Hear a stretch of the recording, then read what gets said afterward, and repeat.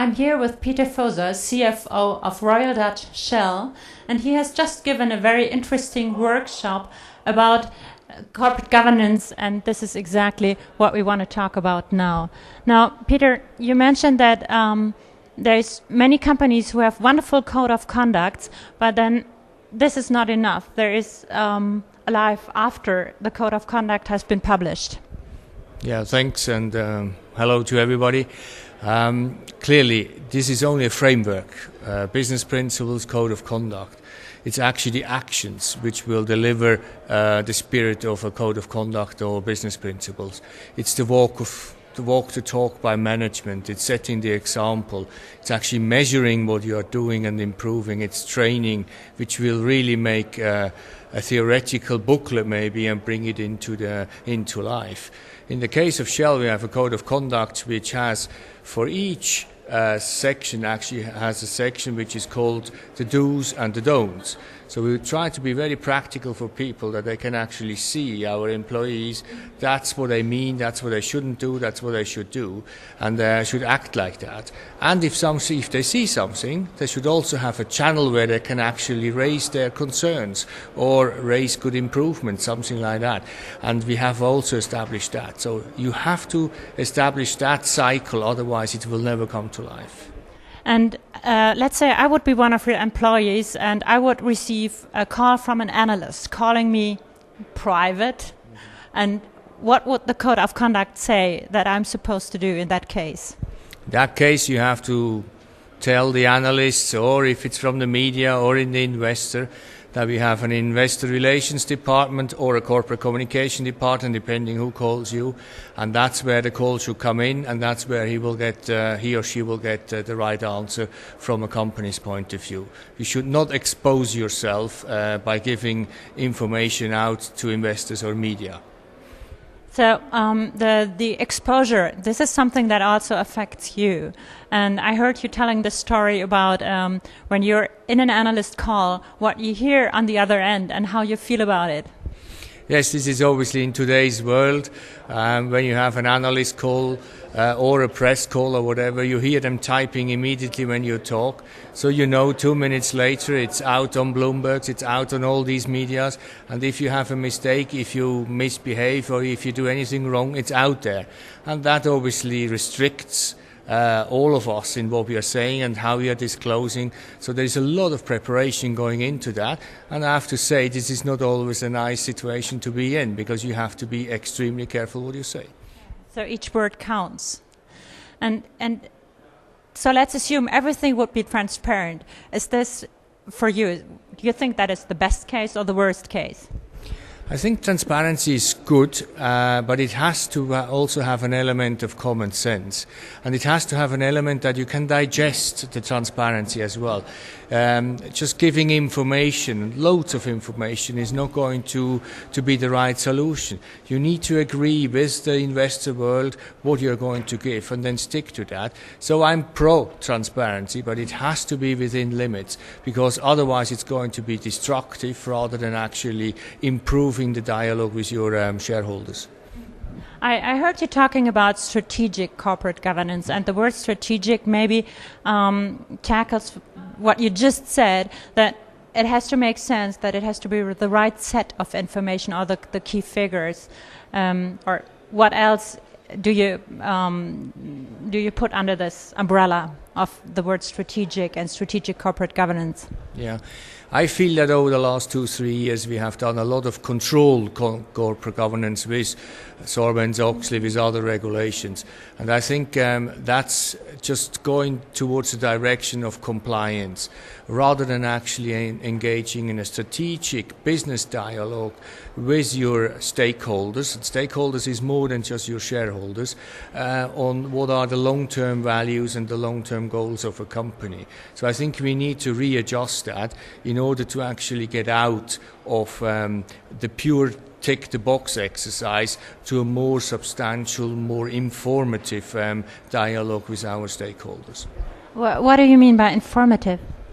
I think we have to be open about our long-term strategic goals, how we actually develop our business, what key risks which we are facing, give the investor a clear description of risk so that they can start to form a judgment on their investments, etc., rather than just short-term quarterly earnings, quarterly balance sheets, which is just a picture of the short term, but does actually not explain on how the company does from a risk point of view, develop their strategies, etc. And that's what I would like to have much more of. And do you think that the mainstream investor is prepared to learn about the risks you are facing as a company? Or does he have the framework to really make a sound judgment? Or is he just maybe overwhelmed or emotional about this?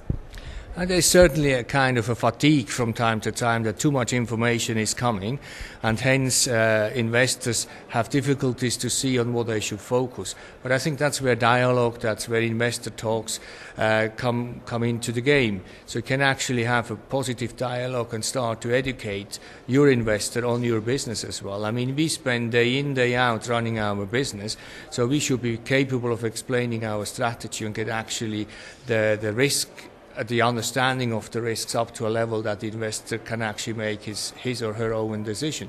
So it's a two-way dialogue. It's not just from the investors to the company or vice versa.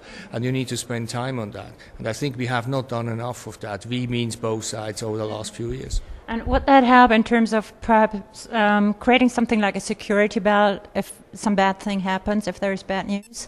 Yeah, I think it gives a more sound judgment, but it also gives a better transparency, and hopefully it also gives a world where we all know 100% of your strategies will not work. Some will actually fail, and you should be capable as a company and as an investor to have an open dialogue on that without actually trying to go for consequence management and changing management, etc., all the time. So I think by improving the understanding of the business, you can actually engage and have bad news, or let's say news which is not optimal in that sense, travel faster to the investors as well, like it has to travel faster in the organization as well. So, and is this one of the lessons learned from your reserves issue? That's absolutely right. The reserves issue, one of the reasons was actually that it was certainly not very transparent at the top of what is going on, and one of the changes we have seen now is actually that news, good and bad news, both have to travel fast to the top. And again, the learning there is you lead by example as a top management by being transparent internally and externally. So you walk the talk, and that helps actually the company and the employees there to pass on the news, good or bad, faster to the top. And that's, I think, we owe that as a management towards our investors, that we have a fully informed management team and the board in order to brief the investors.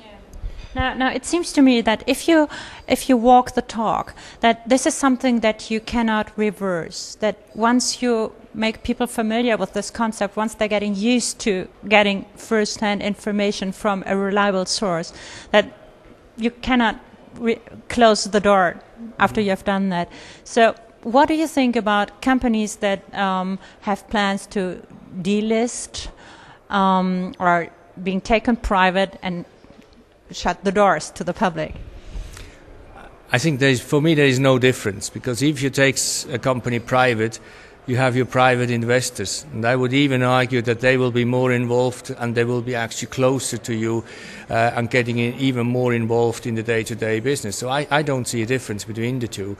I think shareholders are shareholders. If they are private or if you are listed, they have the same rights. They have the same right for the information, and we have strictly to distinguish between running the business and actually being the owner of the business or of the company. And I think that's the same in both cases. So I can operate under both scenarios. Yeah. So it wouldn't reduce the burden that has been put onto companies due to SOX, or it wouldn't reduce the administrative thing. Yeah, that would be wrong to say. It would not reduce it. Quite clearly, being listed brings with it quite a bit of administration, disclosure rules. It brings with it Sarbanes-Oxley, etc.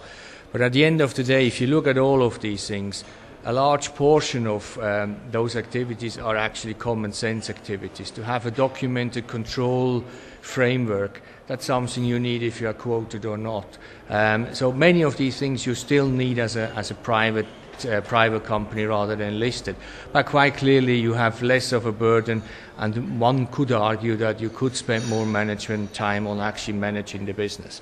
That's I could not say no to that argument. Okay. Have you ever thought about not doing quarterly reporting anymore, but going to larger time frames?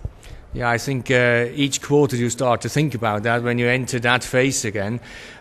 Personally, working in an oil and gas industry which has a 30 years time horizon, quarterly earnings releases do not add, in my opinion, too much of a value to the investor's choice.